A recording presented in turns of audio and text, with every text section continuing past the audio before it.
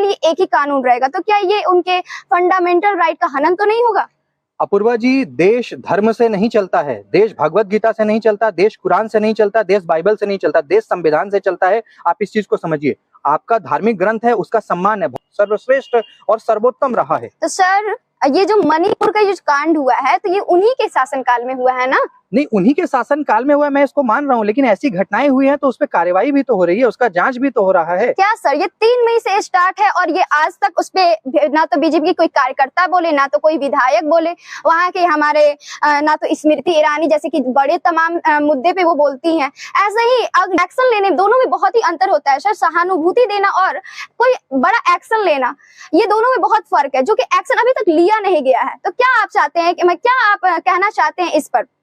देखिए, नमस्कार, मैं हूं आपके साथ अपूर्वा त्रिवेदी और आप देख रहे हैं समाचारित। आज हमारे साथ मौजूद हैं राहुल मिश्रा सर, जिनसे हम जानेंगे लोकसभा चुनाव 2024 से जुड़े तमाम बातें। सबसे पहले राहुल मिश्रा सर, आपका हमारे चैनल पे बहुत बहुत स्वागत है।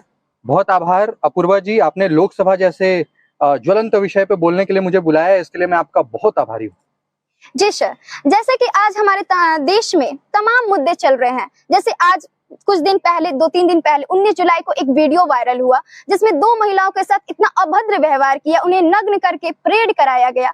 और उस पर जैसे हमारी तमाम वर्तमान में अभी बीजेपी की सरकार है और मणिपुर में भी बीजेपी की सरकार है, तभी उन्होंने अपनी चुप्पी तोड़ी। तब जाके जब वो वीडियो वायरल हुआ, तब जाके सारे लोगों का रिएक्शन सामने आया। उसमें जैसे कि अभी बात चल रही थी, बहुत दिन से बात चल रही है यूसीसी को लेकर। क्या यूसीसी को लागू करना भाजपा की कोई राजनीति तो नहीं है? अपूर्वा जी, देखिए, ये समझने वाली बात है और कहीं ना कहीं इसको पॉलिटिकल मैच्योरिटी कहते हैं। और इस तरह का जो खबर है, ये हमें लगता है कि इस तरह के खबर को हमें चलाने से भी बचना चाहिए, क्योंकि यूनिफॉर्म सिविल कोड का राजनीति से लेना देना हो सकता है किसी मायने में, लेकिन ऐसा कोई भाजपा की ये राजनीतिक चाल तो खैर मैं इसको कहीं से भी नहीं कहूंगा। क्योंकि यूनिफॉर्म सिविल कोड का जो मसला है, ये हमारे संविधान में बहुत पहले से, आर्टिकल 44 को आप जाकर के देखिए, ये B.R. अम्बेडकर जो फादर ऑफ इंडियन कॉन्स्टिट्यूशन आप कहते हैं, उनके द्वारा जो लिखित संविधान है उसमें ये मेंशन्ड है। अब तो मान लीजिए कि कोर्ट का जजमेंट आया है और उसको लेकर के यूनिफॉर्म सिविल कोड लागू करना है, नंबर 1।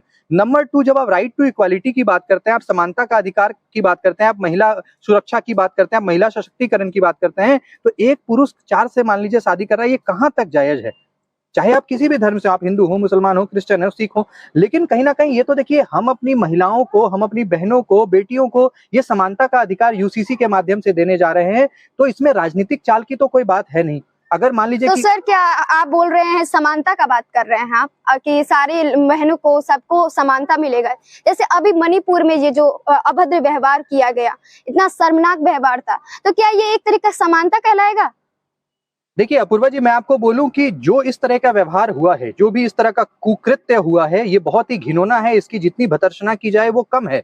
और सरकार इसको लेकर के बहुत सजग है, चाहे वो केंद्र की सरकार हो, चाहे वो मणिपुर राज्य की सरकार हो। इवन मुख्यमंत्री एन वीरेन भी इस पे कई बार बयान दे चुके हैं। गृह मंत्री ने भी कल लोकसभा में आप देखा कि वो खुद बड़े एग्रेसिव और बड़े भावुक हो गए थे इस विषय को लेकर के। केंद्रीय सुरक्षा बल की तमाम टीमें वहां पे जा चुकी है, लोगों को चिन्हित किया जा रहा है, पकड़ा जा रहा है। और मैं आपको विश्वास दिलाता हूं कि कठोरतम सजा जिन्होंने भी ये कृत्य किया है, भाजपा की सरकार जिस भी राज्य में है, आपने ये देखा होगा कि लॉ एंड ऑर्डर से जीरो कॉम्प्रोमाइज किया जाता है। अगर कोई भी अपने हाथ में कानून को लेने का कोशिश करता है, और ये तो खैर मान लीजिए कि महिला को नग्न करने की बात है, तो बहुत ही हम कहेंगे शर्मनाक घटना है, और इस पर निश्चित रूप से कार्रवाई होगी और कठोरतम सजा दिया जाएगा। जिस तरह हमारा जो भारत है, ये बहुभाषीय, बहुदेशीय, बहुधर्मीय और बहुजातीय है, और इसमें अगर हम यूसीसी लागू करते हैं, तो क्या हमारे भारत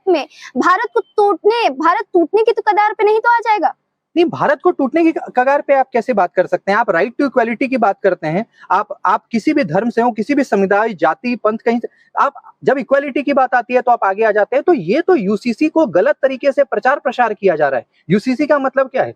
यूसीसी का मतलब है कि मैरिज, डिवोर्स, एडॉप्शन और मेंटेनेंस, इन चारों चीजों में और भी इससे कुछ जुड़े तथ्य हैं जहां पे आपको समानता मिलेगा। अब मान लीजिए कि आप विवाह करते हैं, ठीक है, आप किसी कारण से आपका डिवोर्स हो गया, डिवोर्स के बाद मान लीजिए, या डिवोर्स के दौरान आपको एलिमनी की बात है, जो आपके रख रखाव के लिए दिया जाता है, वो मुस्लिम कम्युनिटी में उसको वैध नहीं माना जाता है, या मान लीजिए 4 शादी का जैसे हम कह सकते हैं, तो ये कहाँ की समानता है? आप मेरी बात को समझिए, आप भी एक महिला है, ये कहाँ की समानता है कि एक व्यक्ति मान लीजिए 4 शादी करता है, उस पे भी मान लीजिए कि अगर लड़की का डिवोर्स की स्थिति बनती है तो एलिमनी का वहां पे कुछ भी नहीं है। तो अगर आपने किसी को मान लीजिए 3 बार तलाक तलाक तलाक बोल दिया, तो आप देखिए ना कि ये तो असमानता का भाव है। तो मैं यही कहूंगा कि यूनिफॉर्म सिविल कोड से देश कोई टूटने नहीं जा रहा, बल्कि देश का जो गौरव है वो पूरे विश्व में ये मैसेज जाएगा कि भारत, चाहे वो हिंदू हो, मुस्लिम हो, या किसी भी क्रिश्चियन, सिख, पारसी, कोई भी धर्म और पंथ का हो, सभी के लिए भारत में समानता का अधिकार है, चाहे वो महिला पुरुष, सभी के लिए। और यूसीसी इसमें एक बहुत बड़ा रोल प्ले करने जा रहा है। जैसे कि सर आपने बताया कि राइट टू इक्वालिटी हमारे कॉन्स्टिट्यूशन में है, फंडामेंटल राइट में है, तो सर उसमें राइट टू रिलीजन भी है। देखिए, सबको अपने धर्म को मानने और सबको अपने धर्म के साथ चलने और अपने धर्म के लॉ को पालन करने का सबको अधिकार प्राप्त है। अगर यूसीसी हम लागू करते हैं, then Muslim personal law, Hindu personal law, ये सबके लिए एक ही कानून रहेगा, तो क्या ये उनके फंडामेंटल राइट का हनन तो नहीं होगा? अपूर्वा जी, देश धर्म से नहीं चलता है, देश भगवत गीता से नहीं चलता, देश कुरान से नहीं चलता, देश बाइबल से नहीं चलता, देश संविधान से चलता है। आप इस चीज को समझिए। आपका धार्मिक ग्रंथ है, उसका सम्मान है, भगवत गीता का भी सम्मान है, कुरान, बाइबल और तमाम तरह के जितने भी हमारे ग्रंथ हैं उसका सम्मान है, लेकिन देश उसी से चलेगा जो संविधान में लिखा गया है। और संविधान में right to equality, right to religion आप बोल रहे हैं, इसका मतलब ये है कि आप अपने धर्म को मानिए, उसमें कोई दिक्कत नहीं है। आप किसी भी धर्म में, किसी भी भगवान में, अल्लाह में, जीसस क्राइस्ट में आपका विश्वास है, उसमें कहीं से कोई रोक टोक नहीं है। लेकिन जब देश को चलाने की बात आएगी तो वहां पे महिला, पुरुष और भारत के जितने भी जाति हैं, जितने भी, सभी के लिए एक रूल लागू होगा और उसका आपको पालन करना होगा। उसको अगर आप वायलेट करेंगे तो आपको जेल भी जाना पड़ सकता है, आपको पेनाल्टी भी भरना पड़ सकता है और कोर्ट फिर उसका फैसला करेगी।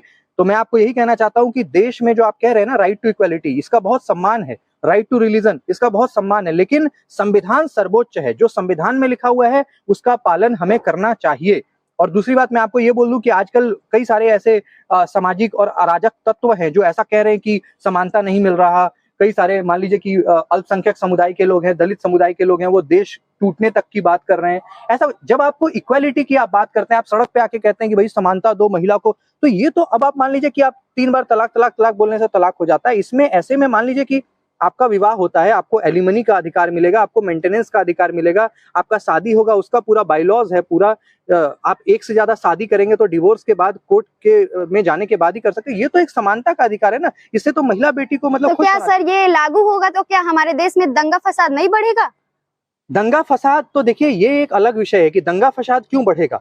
आज जब जम्मू कश्मीर को 370 हटने की बात चल रही थी, 35 ए हटने की बात चल रही थी, तो पूरा देश में एक ऐसा माहौल था कि भाई दंगा, कितने दंगे हुए। बल्कि उससे पहले आप देखिए ना कितना पथराव होता था। कोई भी ऐसा दिन नहीं था जब वहाँ के सिविलियंस, जब वहाँ के मिलिट्री पे पत्थर नहीं फेंका जाता था। पत्थरबाजों की जो मनोबल था वो कितना बढ़ा हुआ था। लेकिन 370 अलग हो गया। आज जम्मू कश्मीर, लद्दाख जब यूनियन टेरिटरी, जिसको आप संघ शासित प्रदेश कहते हैं, कितनी पत्थरबाजी की आपने घटना सुनी। बल्कि अभी तो बहुत अच्छा वहाँ पे एक सेमिनार और बहुत बढ़िया एक आप कह सकते हैं कि बिजनेस को लेकर के एक मीटिंग भी वहां पे करी गई, जिसमें पूरे विश्व के देश का पार्टिसिपेशन हुआ है। तो जम्मू कश्मीर तो बहुत अच्छा काम कर रहा है। तो मैं नहीं समझता कि यूसीसी के आने से अगर कोई ऐसा माहौल बना रहा है कि दंगा फसाद बढ़ेगा, ऐसा कहीं से कुछ नहीं होने जा रहा है। बल्कि इससे तो हमारी जो अल्पसंख्यक बेटियां हैं, अल्पसंख्यक जो हमारी माताएं हैं, बहनें हैं, उनको तो लड्डू बांटना चाहिए। और मैं आपको कहूं कि अंदर अंदर कहीं ना कहीं वो लड्डू बांट भी रही है और इससे बीजेपी का वोट शेयर बढ़ने भी जा रहा है। ये भी मैं आपको बता देता हूं। जैसे कि हमारे देश में अभी 2024 आने वाला है और लोकसभा चुनाव भी आने वाला है, तो क्या लगता है यूसीसी अगर लागू होगा तो क्या बीजेपी यूसीसी लागू करके क्या अपने 5 साल की सत्ता को और आगे बढ़ा सकती है? देखिए अपूर्वा जी, आप यूसीसी को सबसे पहले तो सरकार और चुनाव से मत जोड़िए। ये कोर्ट का फैसला है और सरकार इसको लागू करवाने पे बाध्य है। सिस्टम हमारा एग्जीक्यूटिव, लेजिस्लेटिव, जुडिशरी का फैसला है, तो ये लागू होगा। जहां तक बात रही 2024 में सरकार बनने की, तो मोदी जी का पिछले 9 साल का आप जो पूरा कार्यकाल देखिएगा तो वो बेहतर ही नहीं बल्कि बेहतरीन रहा है। सर्वश्रेष्ठ नहीं बल्कि सर्वश्रेष्ठ और सर्वोत्तम रहा है। तो सर ये जो मणिपुर का जो कांड हुआ है तो ये उन्हीं के शासनकाल में हुआ है ना? नहीं, उन्हीं के शासन काल में हुआ है, मैं इसको मान रहा हूँ, लेकिन ऐसी घटनाएं हुई हैं तो उस पर कार्रवाई भी तो हो रही है, उसका जांच भी तो हो रहा है। क्या सर ये 3 मई से स्टार्ट है और ये आज तक उस पे ना तो बीजेपी की कोई कार्यकर्ता बोले, ना तो कोई विधायक बोले, वहाँ के हमारे ना तो स्मृति ईरानी जैसे कि बड़े तमाम मुद्दे पे वो बोलती हैं। ऐसे ही अगर याद होगा, मैं अपनी जनता को याद दिलाना चाहूँ कि 2012 में जब निर्भया कांड हुआ था और निर्भया के साथ ऐसा अभद्र व्यवहार हुआ था, तो दिल्ली के लोगों ने इतना ज्यादा प्रोटेस्ट किया था। लेकिन आज के टाइम में जो 19 जुलाई को वीडियो वायरल हुआ, तब जाकर उन लोगों ने अपनी चुप्पी, बीजेपी के लोगों ने अपनी चुप्पी साधी। हमें जानना है ये प्रोटेस्ट और सहानुभूति लेने और एक्शन लेने दोनों में बहुत ही अंतर होता है सर। सहानुभूति देना और कोई बड़ा एक्शन लेना, ये दोनों में बहुत फर्क है, जो कि एक्शन अभी तक लिया नहीं गया है। तो क्या आप चाहते हैं कि क्या आप कहना चाहते हैं इस पर? देखिए, मैं आपको यही कहना चाहता हूं, मैं आपको विश्वास दिलाना चाहता हूं कि सरकार इसको लेकर के सजग है। और वहां पे मैंने आपको पहले भी बताया हुआ है कि मैती कम्युनिटी और ट्राइबल कम्युनिटी के बीच मतलब आपस में अपने ही लोग लड़ रहे हैं, कारण आरक्षण का है। और वहां पे भी कोर्ट का जजमेंट है, वहां पे सरकार का कोई फैसला नहीं है, कोर्ट का जजमेंट आया है कि मैती कम्युनिटी को जो है फिर से आपका आरक्षण दिया जाए। ऐसे में जो वहां के ट्राइबल पॉपुलेशन है वो इसको लेकर के विरोध कर रहे हैं और तमाम चीजें हो रही है। सरकार लगातार उस आग को बुझाने का प्रयास कर रही है और जो भी कठोरतम फैसला हो सकता है वो लेगी और बहुत जल्दी आपको सुनने को मिलेगा। 3 मई से सर ये लगातार मणिपुर जल रहा है। 3 मई से तमाम मुद्दे आ रहे हैं, तमाम न्यूज चैनल दिखा रहे हैं, लेकिन हमारे प्रधानमंत्री देशों का दौरा कर रहे हैं। इस बीच में ना तो उन्होंने कुछ बोला, 19 जुलाई के बाद उन्होंने कुछ अपनी चुप्पी को तोड़ी। तो इस पर आप क्या कहेंगे? देखिए अपूर्वा जी, ये राजनीतिक विषय है, आप ऐसा नहीं कह सकते कि प्रधानमंत्री जी ने इस पे कुछ नहीं कहा। वो लगातार इसका चिंता कर रहे हैं। विदेश घूमना वो एक देश के विकास के लिए आवश्यक है, मीटिंग्स करना। जहां तक मणिपुर की बात है, कल भी आपने देखा कि लोकसभा में माननीय गृह मंत्री जी का बहुत ही ओपन स्टेटमेंट आया है कि वो किसी को भी बख्शने नहीं जा रहे हैं। तो मैं आपको विश्वास दिलाना चाहता हूं कि निश्चित रूप से कार्रवाई होगी। आप कुछ दिन का इंतजार करें और ये जो आप देख रहे हैं वहां का जो सिचुएशन है लगातार जो खराब हुआ है, वो बहुत जल्दी वहां पे शांति भी मुहाल करा लिया जाएगा। और जिन लोगों ने हमारी बहन बेटियों की इज्जत लूटी है, उनको सरेआम घुमाया है, मैं आपको कहूं कि फांसी की सजा भी कम है। और निश्चित रूप से आप देखिएगा भाजपा की सरकार इसके लिए काम कर रही है। जी सर, तो ये जो यूसीसी अगर लागू होता है तो क्या ये तमाम जितने हमारे नॉर्थ ईस्ट के जो स्टेट्स हैं उस पर क्या प्रभाव पड़ेगा सर? नहीं, यूसीसी लागू होता है तो नॉर्थ ईस्ट के स्टेट पे क्या प्रभाव पड़ेगा?